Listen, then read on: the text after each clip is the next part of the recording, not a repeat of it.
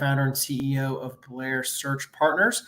And we are a recruiting firm that works exclusively with nonprofit organizations and public agencies around the country. And we often have the opportunity to sit down with leaders in the sector and dig into what's on their mind and what they are seeing on the horizon and over the horizon in the world of nonprofit talent management and building winning teams.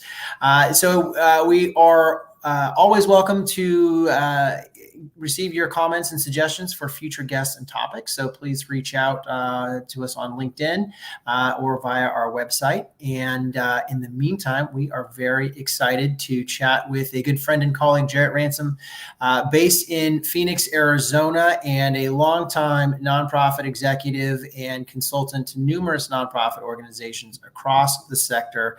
Jarrett, welcome. We are excited to have you to the show. Well, thank you so much, Trevor. It is an honor to be here, and I look forward to getting nerdy with you. Let's do it. Okay.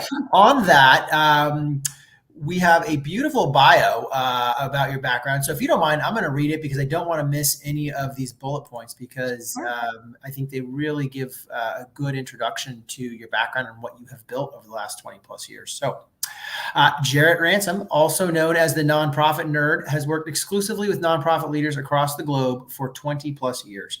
A philanthropic thought leader, speaker, and author, Jarrett founded her consulting firm, The Raven Group, in 2009, working exclusively with nonprofits to create sustainable fundraising strategies and long-term strategic plans. As president and CEO, she leads teams that raise millions annually for nonprofit organizations, focusing on future planning beyond immediate needs, of which this conversation will certainly be focused on. In addition to her consulting work, she co-hosts the American Nonprofit Academy's Nonprofit Show and enjoys outdoor adventures with her son, having visited 14 U.S. national parks together. Again, welcome, Jarrett. We are excited to have you. And the topic writ large today is, of course, succession planning, but I am sure we are going to be digging into all facets of nonprofit management. I'm not going to open with the obvious question. We all know why succession planning is important. But if you could give us a little more context, tell us more about your practice and maybe some of the work you've been doing around succession planning. And are you seeing this as something that is more and more top of mind for board members? Well, funny that you just kind of want to skate over that because I'm really curious, right? If everyone does understand the importance of succession planning, maybe some of us see that importance day in and day out. But Trevor, I am stumped continuously, mostly by board members that don't even think about succession planning, right? Like they tend to call me in this emergency opportunity.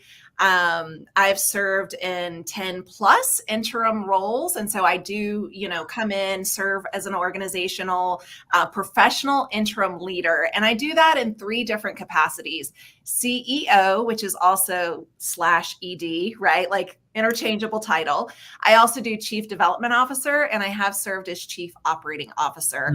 And I would say the majority of those, right, really came to me from our house is on fire. What do? We need someone yesterday. And so it leads me to believe that not everyone really understands that succession planning is important. And yes, I can't wait to see all the different rabbit holes that we, go down in the conversation today. I believe succession planning should not be a dirty word. It should be a word that we talk about often and in all different levels, right? Not just that CEO role, but really across the board throughout the organization. Yeah, that's a good point. And, your point's very well taken around not assuming it's obvious because you see more on the front end before our team is typically brought in. A lot of times clients will engage consultants such as yourself to kind of be that steady hand on the tiller, put out the fires, and ensure the organization is even ready to undergo a search. So oftentimes, you are doing a very heavy lift before we are coming in to kind of do phase 2. So thank you for pointing that out. And on that, Why do you think it is so often overlooked? Does it seem just self-evident, or Yeah. everyone's just in such a rush to get on to the next thing that they're not thinking through the process? I feel like, and I don't have a solid answer for this, so this is my perspective. I feel like succession planning has really been categorized as a taboo conversation. It shouldn't be, right? Like I've also seen since March of 2020, we all know what happened, right? That was the whole start of COVID-19. We've had tons of executives that have held onto the reins very generously because they did not want to leave the organization in a lurch during such critical times, during such uncertain times. So now here we are actually about 5 years, I right? can't believe Pushing it. towards 5. And a lot of these executive levels are saying, okay, I'm done. Like, time out. I've held on to the reins. I wanted to retire 5 years ago, maybe even longer, but it just gets prolonged and prolonged and prolonged. And my thought, again, is really that it has become a taboo conversation. Most organizations are quite pleased with the leader of the organization. Mm. I say leader, honestly, Trevor, because it could be the founder, right, of a nonprofit. Which is a whole other conversation. That's a whole other conversation, which we might tap into a little today, because I have come in and served in that transition, right? Moving from founder-led to a full-time executive director, and that takes a different skill set. But I believe that there's that, situation. And then there's the situation of like, oh, we love our CEO. They're doing a fantastic job. They would never leave, and we just don't want to talk about it. That's simply not the case, right? Like, you see this, you see positions posted and you're hiring for them constantly. So I don't know why it's become this, let's not talk about it. Yeah, it's almost like maybe it forces us to confront our own mortality. It's almost kind of like families in financial planning and families having trouble talking about money and what happens to the next generation, et cetera, et cetera. And maybe it's also board members are uncomfortable talking about the future when someone's still sitting in that seat. Right. But regardless, we got to get over that and get planning ASAP. I love your comment about founders. That could be a whole other episode. Maybe if I'm here for it. Yeah, maybe we could do that, because I know we have a lot of founders who watch the show, and that might really be of interest. And also recognizing that no matter how large an organization is today, it too went through that phase, and it had to start with an initial founder, and you never want to forget that. That's right. That's the origin story. Organization, exactly. The origin story. Beautifully put. Yeah. So you mentioned a wide variety of roles that you have served as interim, COO, CDO, ED-CEO, and you mentioned there's a lot of commonalities. What are sort of the unifying aspects of succession planning that should be kept in mind, regardless of the level of position? Right. So again, I really like to bring in succession planning to all levels, including the board. And for me, I think that is the most common place where we do talk about succession, because one, it's in the bylaws to have term limits, right? So we've kind of normalized succession planning from the board. And if only that could trickle down into a conversation of culture into every position within the organization. For instance, a chief development officer. Well, when is this person looking to retire, or what is their next career goal? I really enjoyed learning during COVID. A dear friend of mine, but she's an HR representative, and she taught me a lot about stay interviews, right? Like really talking to employees at all levels. And instead of like an exit interview, because whatever has happened and now they're leaving, is to implement stay interviews. And these are conversations that supervisors have with their staff all along that chain to really learn, what are your personal goals? What are your professional goals? What are your career goals? And how can I help to support you to get there, right? So that, I think, will also build in succession planning, because if you hear from perhaps someone that's, a data entry into accounting, you might learn that this individual really has their heart set on becoming a chief finance officer. in their career, right? Well, then how can we shape this individual so that they can achieve that professional and perhaps personal goal? And then what does that timeline look like? So for me, again, normalizing the conversation with the board should carry over into every position. I would love for that to happen. It doesn't. But having those stay interviews, having those conversations, I think is a great way to really build that into the communication culture within the organization. So you just kind of gave the playbook right there. And so, I mean, I love that. And I hope you don't mind if I would be surprised if anyone could write fast enough, but right. Would it be okay if folks reached back out to you on that? Yeah, sure. Yeah. I don't do stay interviews. Yes, sorry to over talk from you. I don't do stay interviews, right? I don't do HR, but really learning.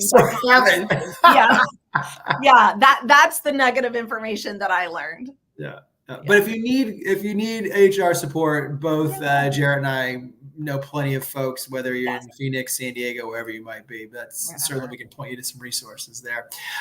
Okay, so not to dwell on the negative, but I think sometimes it's the bumps in the road that are the best learning opportunities.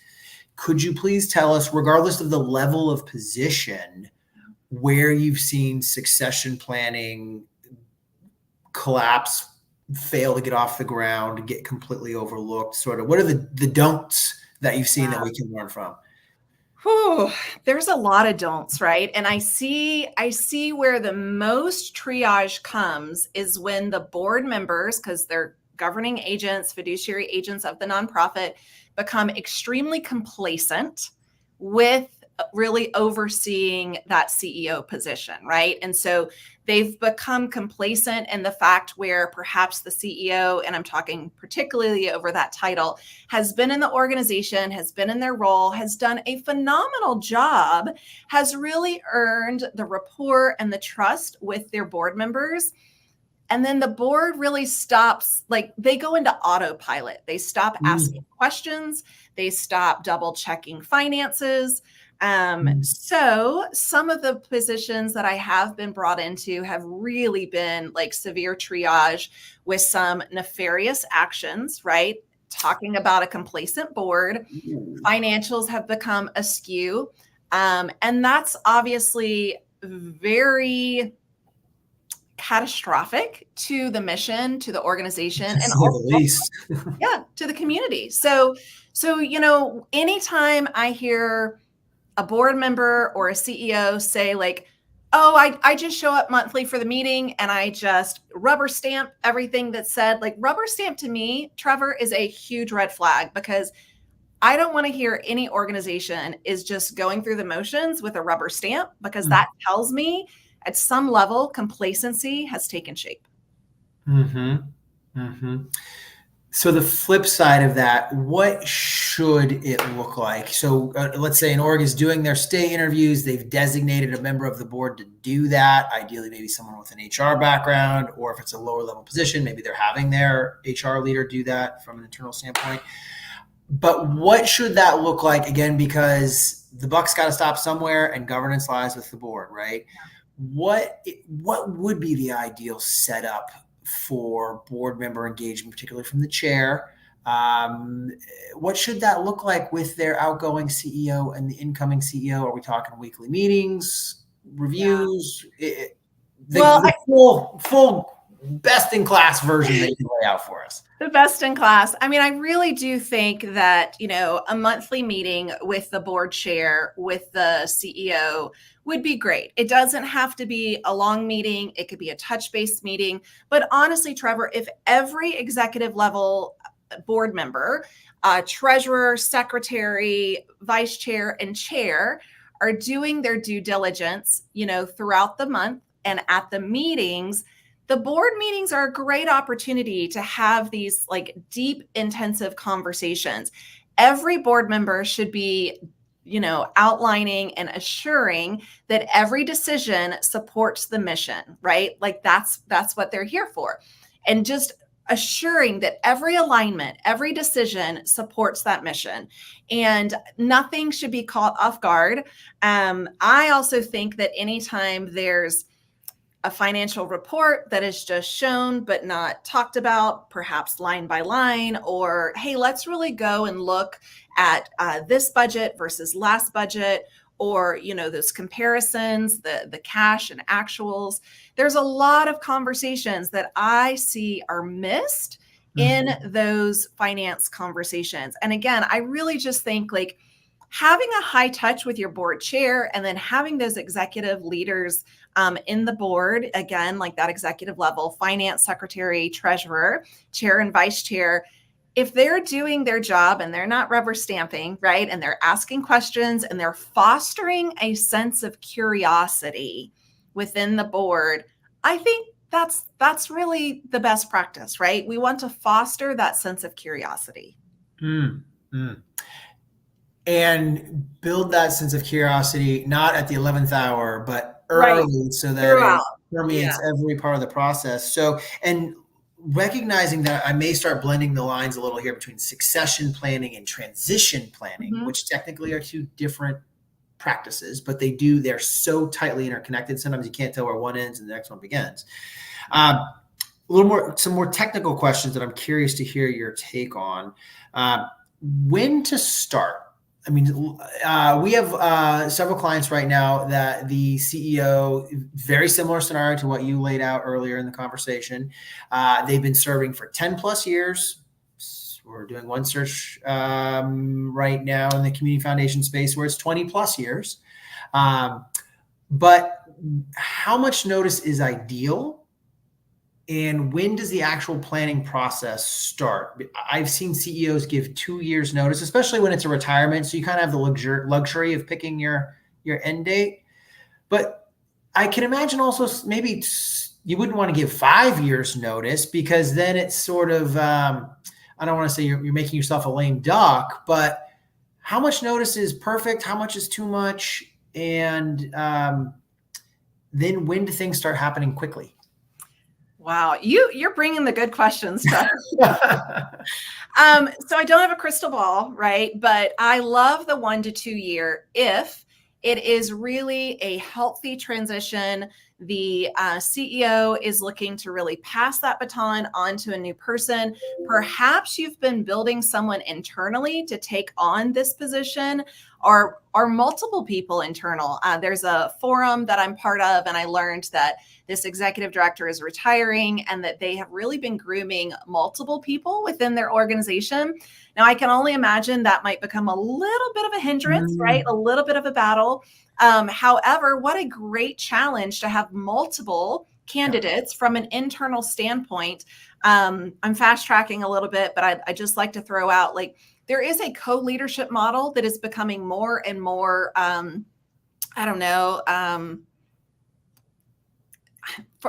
it's fitting people's appetite, right? Where they're like, maybe there's not a one sole CEO, maybe it's a dual, it's a co-leadership.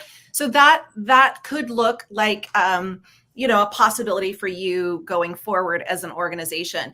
So back to like a year, 2 years, if this is a healthy transition, nothing nefarious, nothing where the board is like, we got to get this person out now. Because I think there's a great opportunity to communicate with stakeholders to, build out that plan for the next 3 years, maybe even 5 years, right? Like, is this next person, are they able to carry out this plan? Because what I also like to remind my clients when I come in as that professional interim, I'm not here forever, although I do appreciate them inviting me to stay. I'm sure they have tried. Right, they have tried, and then really transition to that full-time person. And so we're always looking for the next best leader, not hiring for the deficit of the gap, right? Not hiring for the deficit of the previous leader or even a carbon copy of that previous leader. So that's why I say really this 1 to 2 year, bringing in that strategic plan. Does this next leader have what the organization needs to carry out that plan? I love that timeline you just mentioned for a couple reasons. if you look out to the 2-year time horizon, it gives you as a board time to prepare in case you don't have the right board members to support a fresh CEO, because that's going to take some time, right? Especially depending on the strength of your board member pipeline. And sometimes we get asked to help recruit board members for that very reason ahead of a search or following a search, because they want to bring on some more board members to provide some more bulwark to support that new CEO. But the 1-year mark is, I think, at a minimum, if you have the luxury of time, right? And that typically is around a retirement, or maybe someone's going back to grad school full time. I mean, those are really the only two scenarios I can think of where you're going to give a year plus notice.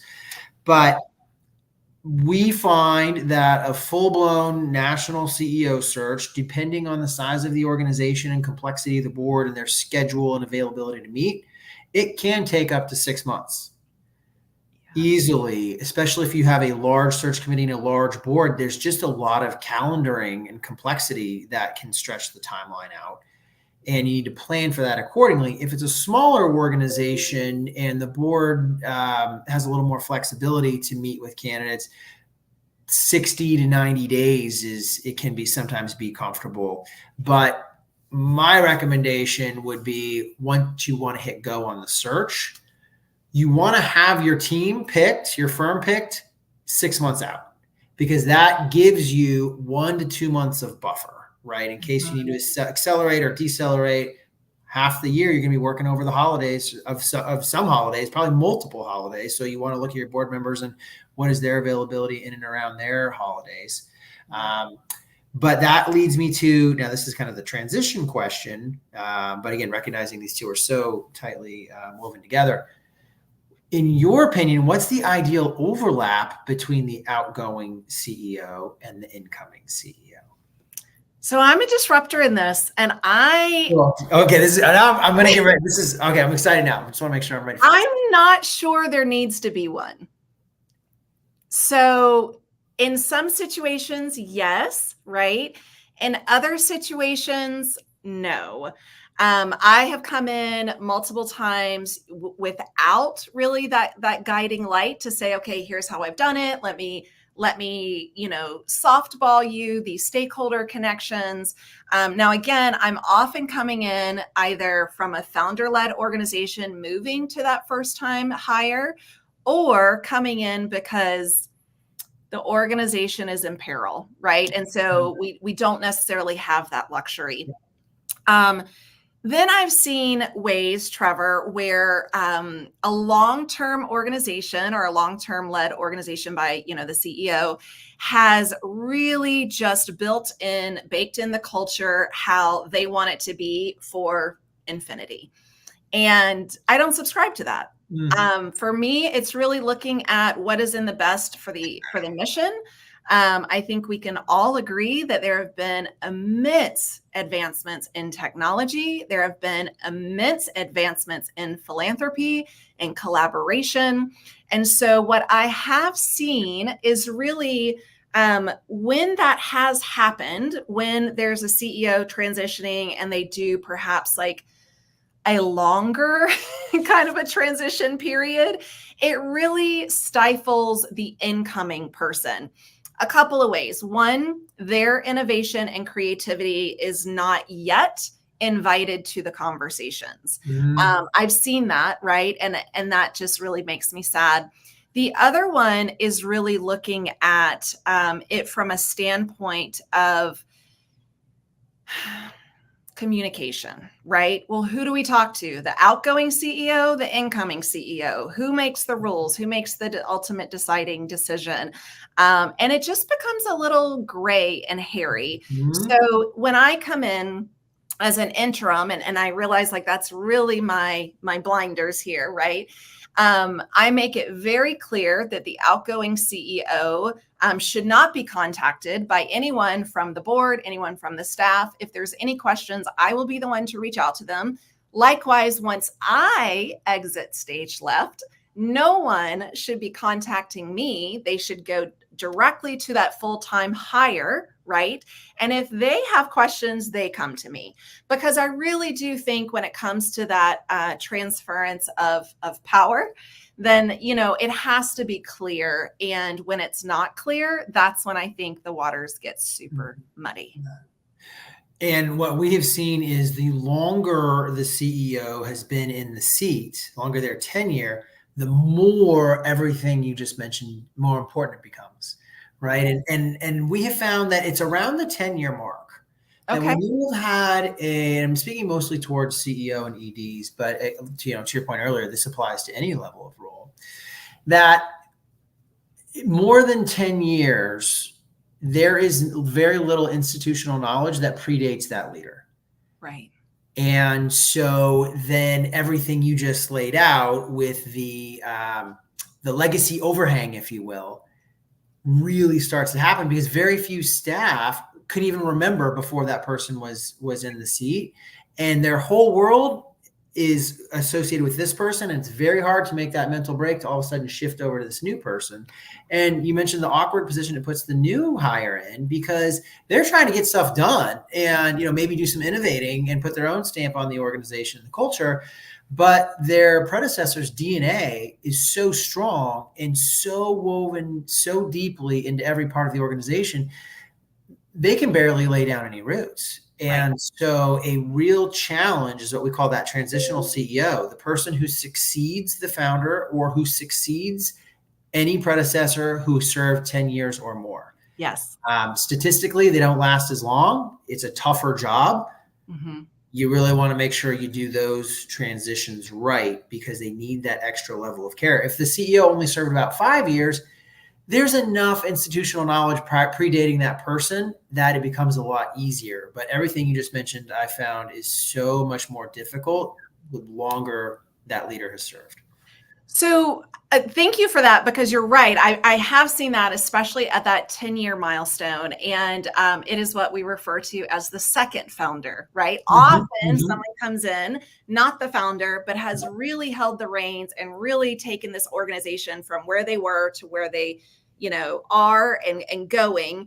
And then when they leave, right, it really, honestly, Trevor, there's a bit of grief. The organization, the staff, the funders, the community partners, right? Like everyone kind of goes through this feeling of loss, and institutional knowledge is huge. And I would love to just call out SOPs, right? Standard operating procedures. That is critical. And usually when I come in, they do not exist. And so we are having to build them, right? I mean, we talk a lot in our sector, this beautiful nonprofit sector. We're flying the plane as we're building it, right? Like, yes, this is happening often. So standard operating procedures, I think, are critical and will help in both succession and transition, and is something that every organization should be doing. I'm going to say ongoing, right? And I had another conversation about this with someone else. And I said, you know, for me, SOPs are not one and done. They are built, and then they are meant to evolve as everything evolves. So once we build them, we don't just put them on the shelf and forget about them, right? Like every time we go back to that system, every time we go back to that process or our tech stack to integrate something else, we're going back to the SOPs. So I just build that out because what I do find in my position, I rarely have the opportunity to come in to institutional knowledge. So I'm doing a lot of following the breadcrumbs and a lot of building out those SOPs. And is that as simple as sitting down with all the staff and saying, tell me about your job, what do you do and how you do it, and just documenting it line by line by line? It's probably a lot more nuanced than just that. For me, there's not one size fits all. Again, I claimed myself as a proud disruptor. I also claim myself as like, you know, how can we get this done, and what's the best skill set for our current team? For one person, it might be one style. For another person, there might be another style. And then I just like to be fluid in what works for them. Back to technology and advancements, right? Like there are advancements in technology where you can basically go through a process. This is me moving my mouse, by the way. Go through the process on the computer And then that system literally will mimic everything you've done and put it into an SOP.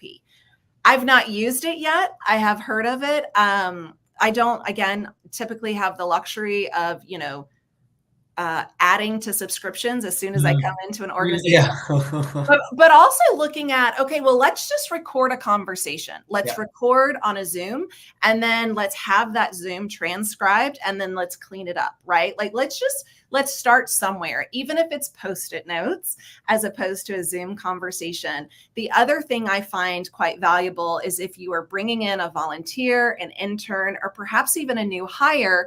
Once you're bringing them on board and you're, doing the incoming training for them, have them start to document it, right? And then together in that collective effort, you are building out the standard operating procedure. So not a one size fits all, but find the poison that works best for you. Yeah. Yeah. And your new CEO will thank you immeasurably for it. So revisiting our conversation of the actual transition. Yeah. I love your disruptive thinking and the idea that, hey, let's let the new CEO start with a clean, and I keep saying CEO, but because that tends to be the most common position when we're talking about succession planning and transitions, but again, it applies to every role. We have seen clients when they have a retiring CEO who gives them a very long time horizon, 1-2 years plus, on multiple occasions, for clients ranging in size from under 2 million to knocking on the door of 30 million, that the board has planned for and even budgeted for a full year of overlap. And they are perfectly comfortable carrying 2 CEO salaries for up to 12 months because they want that safety net and they want the old CEO on call. Sounds like that's a bad idea.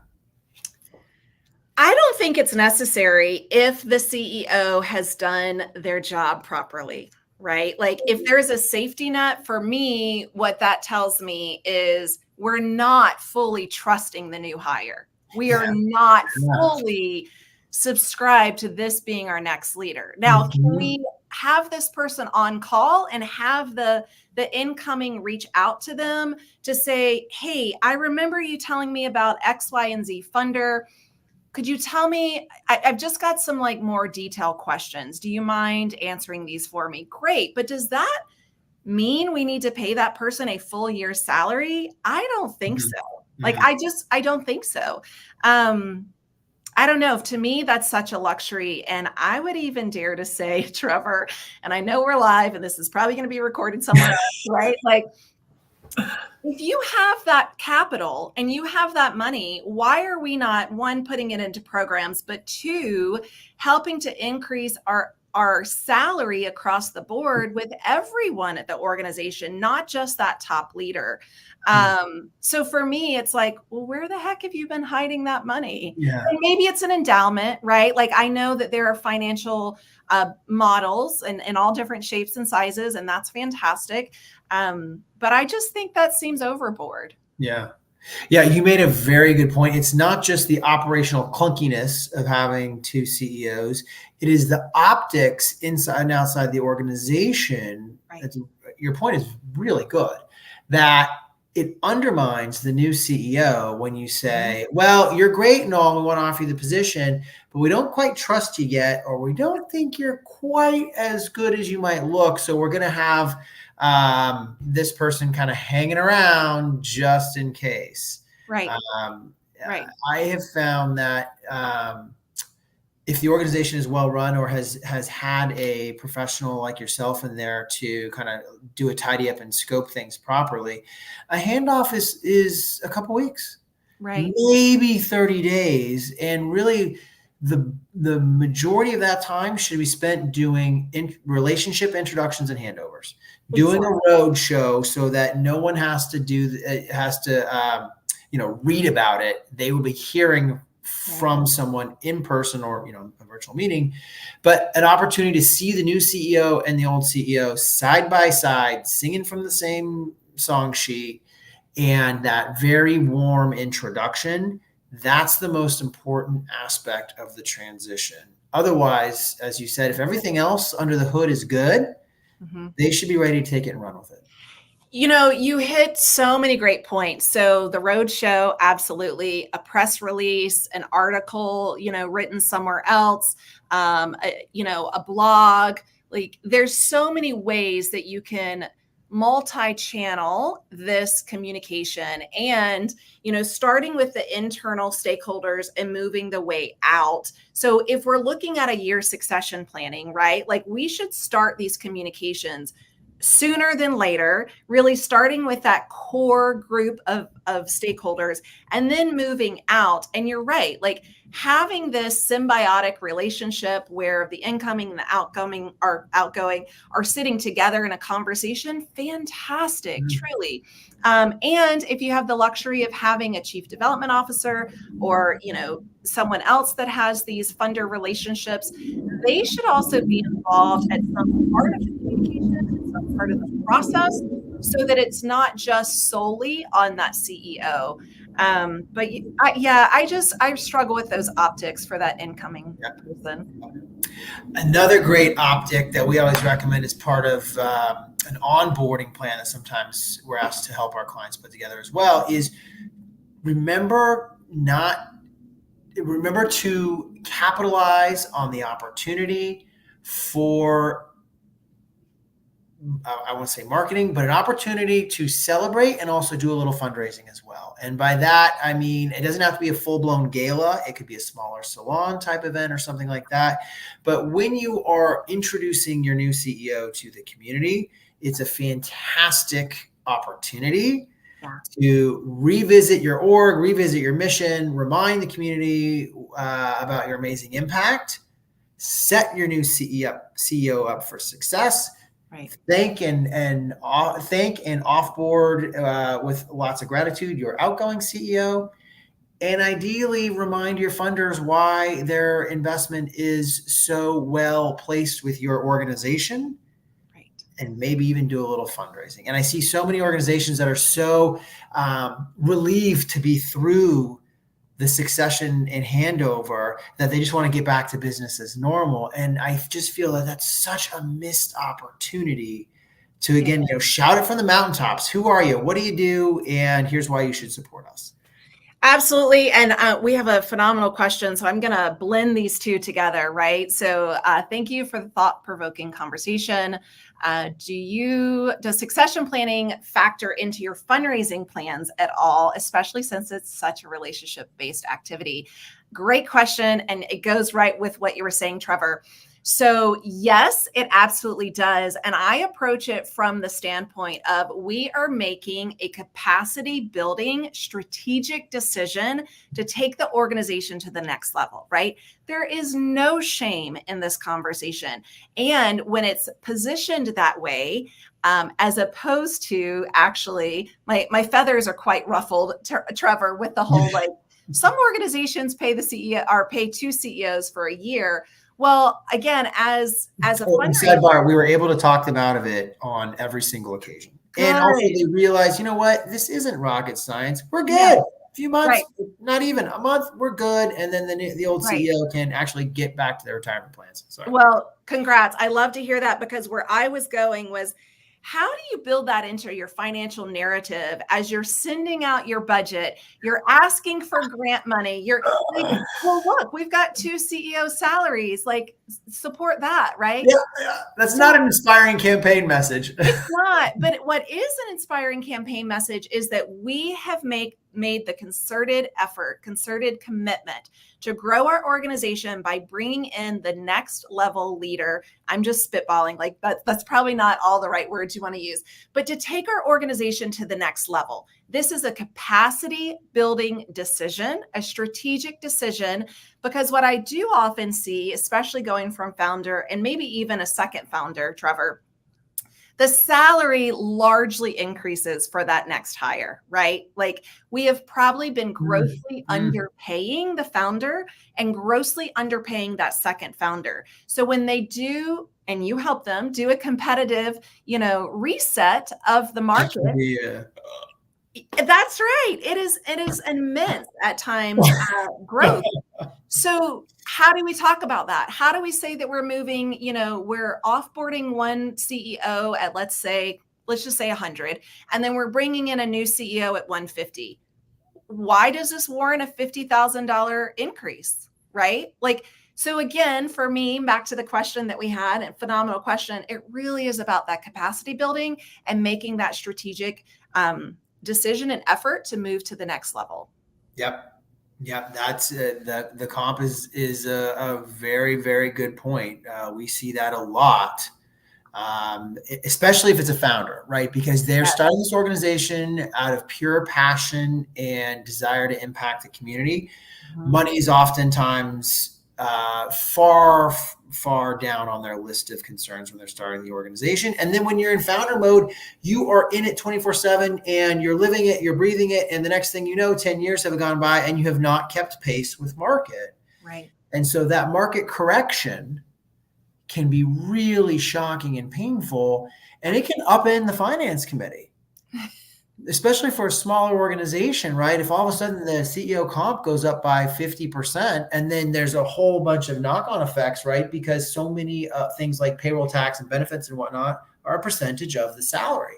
So all of those things go up tremendously too. That market correction, I know that sounds very like corporate-y stockbrokery, but it can be tough. And the sooner orgs start looking around, and that's the beauty of the nonprofit sector, is the 990s are all out there. Right. Again, it's like driving in the rearview mirror, though, right? Because you're lucky if you can find a 990 for a close comp on your org that's newer than 2 years, but at least it's something.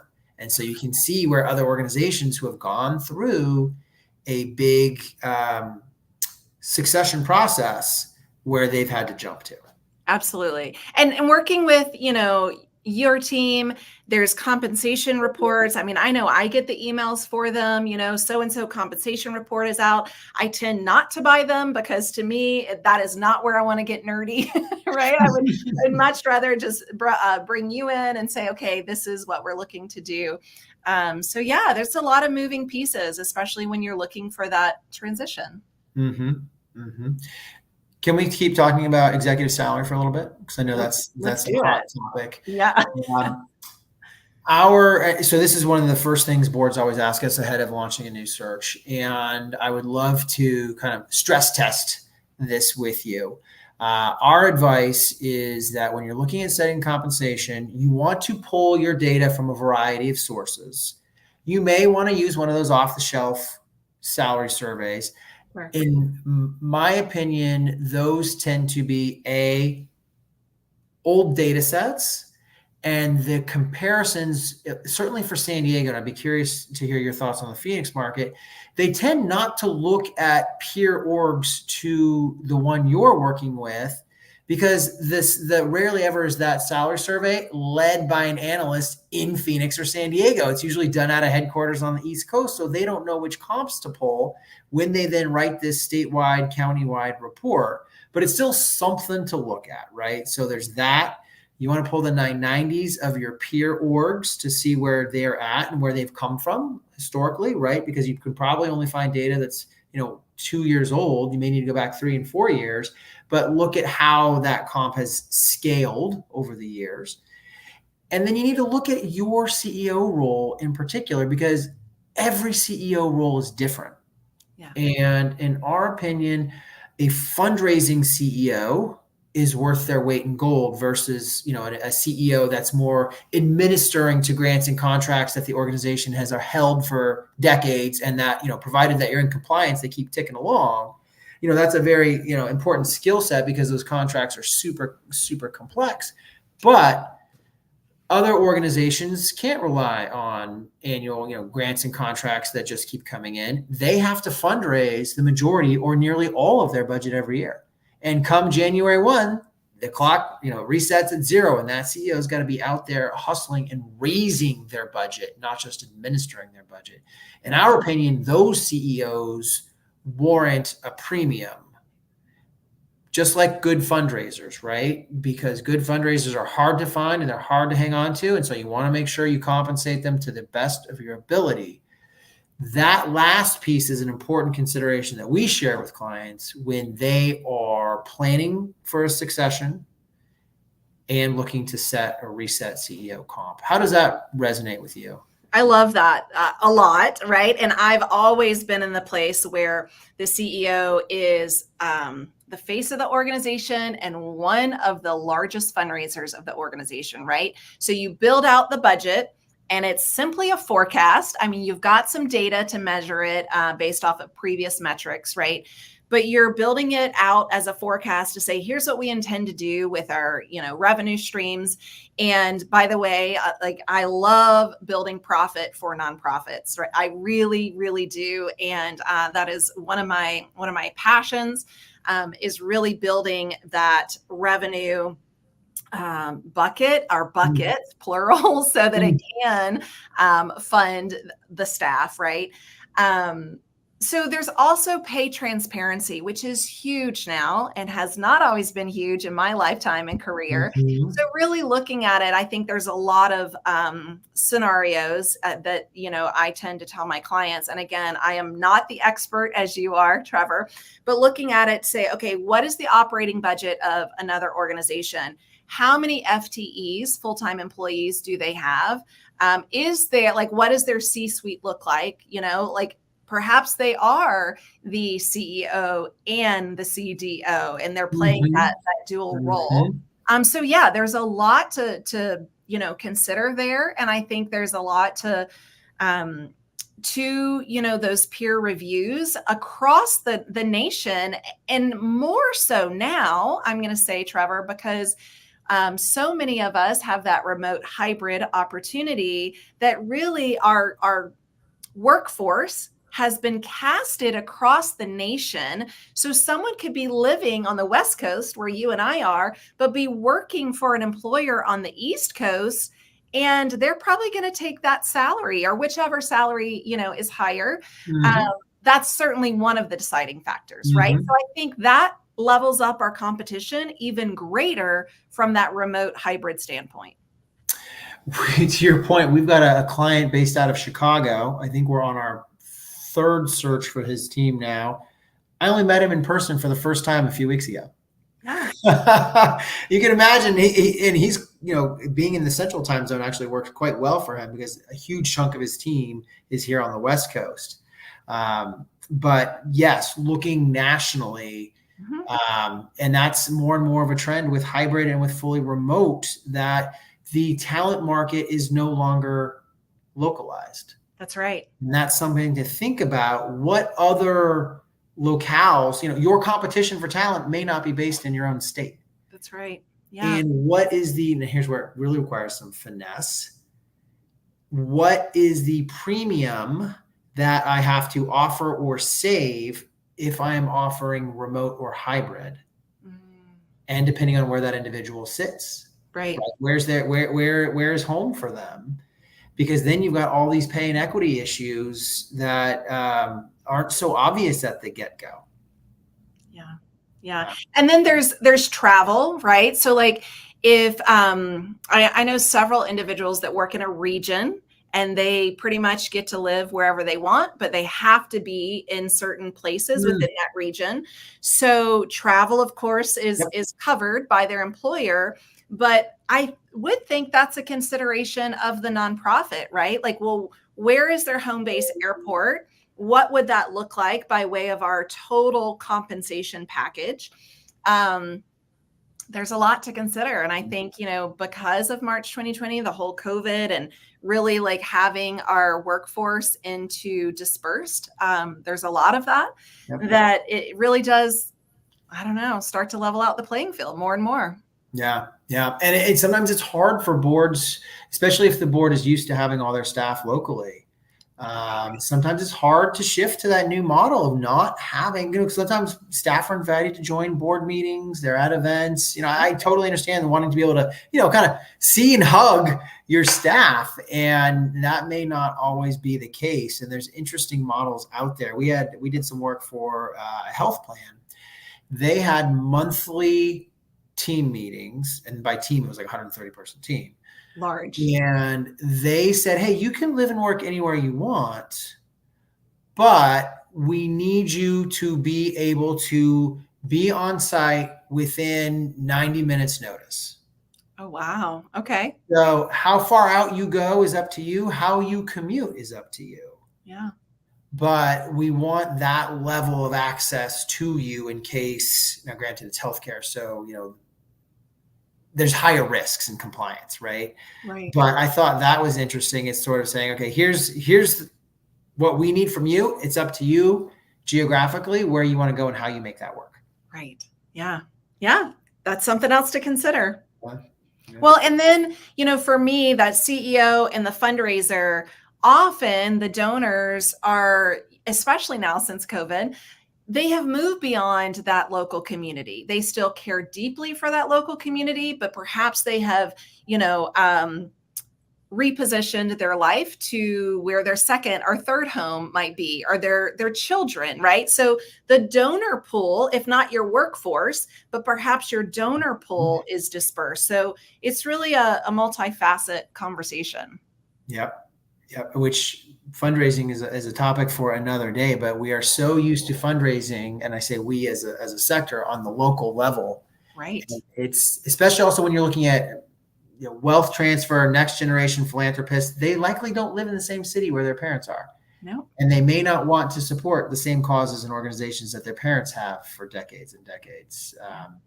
But that is another conversation. We are already past time, Jarrett. I could quite easily keep nerding out with you on this, and I hope you will come back and join us for another session, because we did touch on a lot of other interesting topics. But big thank you for joining us here. And Jarrett, how can folks find you if they want to follow up with you? What's the best way to connect? Absolutely. And also thank you. It's been fun. I could talk for hours about this as well. So LinkedIn is the best place to find me, Jarrett Ransom. And then also my website is theravengroup.com. That is THERAYVAN group.com. Thank you, Trevor. Okay, thank you. And I saw a question from Dr. Christoph Hilscher just came in. Sorry, we won't have time to dig into that today. But if you'd like to ping either Jarrett or myself on LinkedIn, we'd be happy to share some very brief thoughts. Thank you, everyone, for joining us today. And next month, please join us again. Our guest will be Dr. Ellen Neufeld, the president of Cal State San Marcos, and we're going to be talking about social mobility and everything that her campus has been doing over the past few years to really bring this issue to the forefront, and also just all the explosive growth that's been going on at Cal State San Marcos. And it is an interesting time to be in higher education, especially within the CSU system. So please join us for that. And again, if you have any questions or ideas for future topics, please reach out to us. You can find us on LinkedIn or BlairSearchPartners.com. Jarrett, again, another big thank you. I'm sure I'll be crossing paths with you either in Phoenix or in San Diego or both, or maybe at an airport near you. And have a great rest of your week, everyone. Thanks for joining us. Bye.